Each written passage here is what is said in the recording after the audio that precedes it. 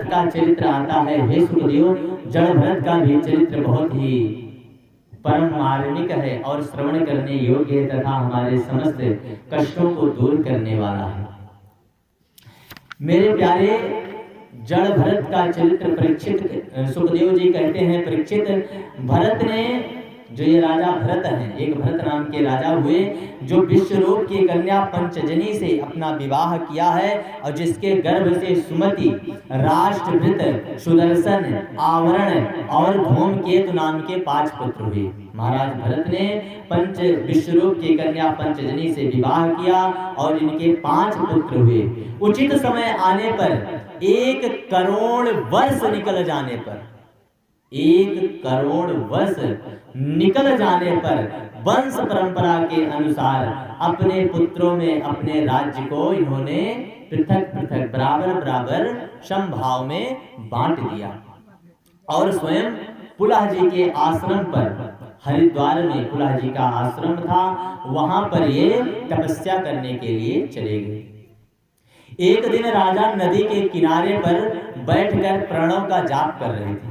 महाराज भरत जब वन में गए हैं तपस्या के लिए, तो एक दिन ये प्रणव का जाप कर रहे थे। उसी समय हरिणिया पिपासया जल साभस्या सम एक उपजगम।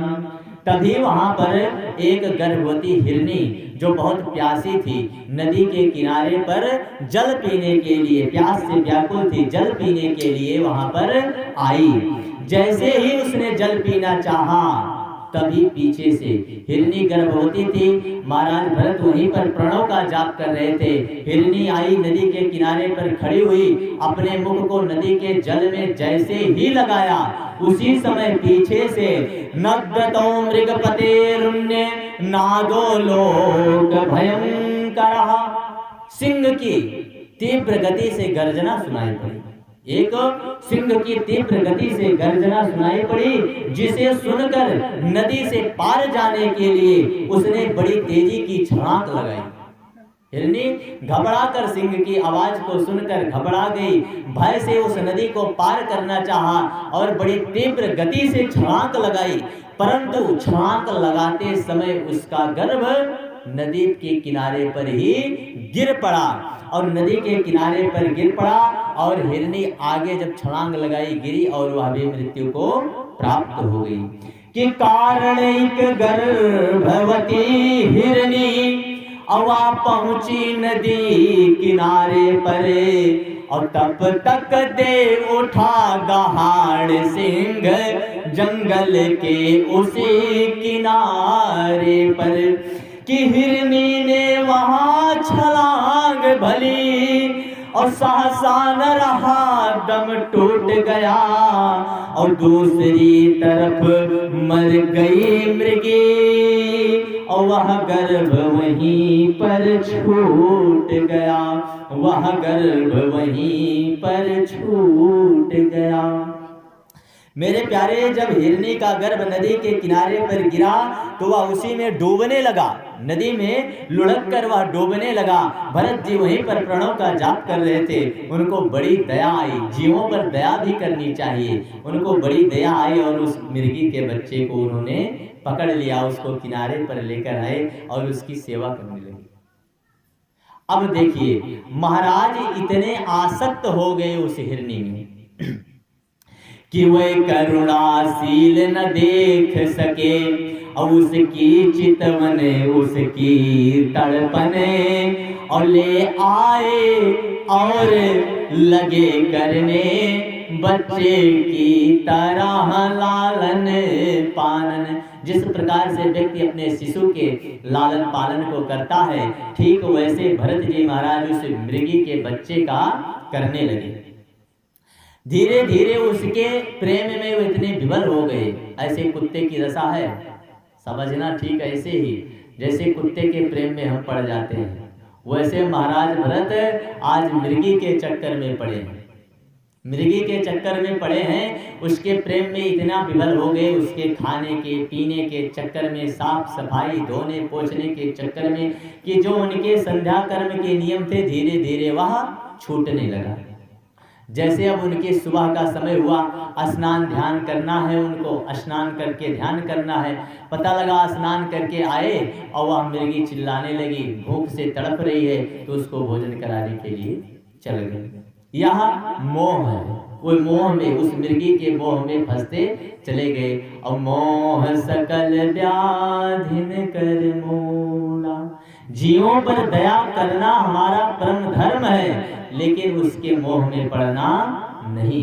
बोले महाराज उस समय तब राजा भरत का क्या कर्तव्य था? बोले उनका उस समय यही कर्तव्य था कि उस हिरनी के बच्चे को तब तक पालते, मोह न करते, उसका लालन पालन तब तक करते जब तक वह अपने पैरों पर न चलने लगता, और जिस दिन अपने पैरों पर अच्छे से चल जाता उसी दिन उसको छोड़ देते। लेकिन उन्होंने ऐसा नहीं किया, खूब अच्छे से उसका लालन पालन कर रहे हैं कि अपनी भी चिंता कर न सके, और उस चिंतित शिशु की चिंता में और ममता न मोक्ष को शेष रहे, ममता न मोक्ष को शेष रहे, उस मृग छैनी की ममता में। उसके प्रेम पास में वो एकदम से बध गए, लेकिन हम जिसके प्रेम पास में अधिक पड़ते हैं वही हमको छोड़कर चला जाता है।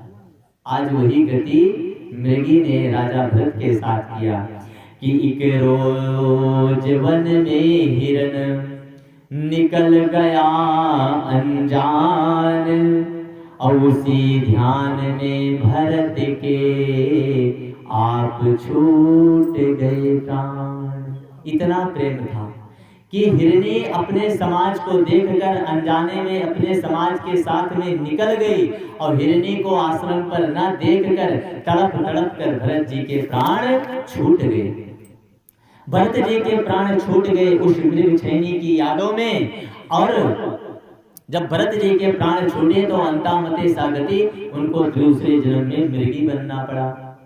भरत जी को दूसरे जन्म में मृगी बनना पड़ा, लेकिन उन्होंने जो परमात्मा का ध्यान जब तक प्रणव आदि जाप किया था, उसके प्रभाव से उनको यह स्मरण रहा कि मैं पूर्व जन्म में राजा भरत था, और मृगी की वजह से मृगी के प्रेम मोह में बंधकर मुझे यह मृग योनि प्राप्त हुई है। उस मृगी के रूप में भी वे भगवान का स्मरण ही करते रहे। अब मृगी के शरीर को छोड़ने के बाद फिर से इनको जन्म मिला। अब की बार महाराज को एक ब्राह्मण के यहाँ जन्म मिल गया। भरत जी को एक ब्राह्मण के यहाँ पर जन्म मिला है। उस ब्राह्मण के यहाँ पर बड़ी स्त्री से 9 पुत्र तथा छोटी स्त्री से 1 पुत्र 1 पुत्री हुई, जिसमें छोटी स्त्री के गर्भ से भरत जी ने जन्म लिया था। जिनके घर पर इनका जन्म हुआ, इनके पिता के 2 विवाह हुए थे। प्रथम माता से इनके 9 संतानें थी, 9 भाई थे, और दूसरे से इनका 1 बहन थी और ये स्वयं थी। इस जन्म में भी भगवान की कृपा से इनको अपनी याददाश्त बनी रही कि मैं पिछले जन्म में महाराज भरत था, फिर मृग बना, और इस समय मैं फिर से ब्राह्मण के घर में मैंने जन्म लिया है। इसी कारण से वे किसी भी प्रपंच पर्णों में पढ़ते नहीं थे, प्रपंच में वे नहीं पढ़ते थे। दूसरों की क्या बात, वे अपने परिवार में भी किसी के साथ रहना पसंद नहीं करते थे। मोह से तो बिल्कुल त्याग ही कर लिया था। उन्होंने मन में यह संकल्प कर लिया था कि अब मुझे किसी चीज से मोह करना ही नहीं है। मोह का ही कारण है जो मुझे आज बार बार जन्म मिल रहा है। महाराज दूसरों की दृष्टि में दूसरे उनको पागल समझते थे, क्योंकि वो किसी से कोई मतलब रखते नहीं थे। जो मिल जाए सो खा ले, कोई डांट दे फिर भी सिर नीचे करके आगे बढ़ जाए, किसी से कोई मतलब नहीं।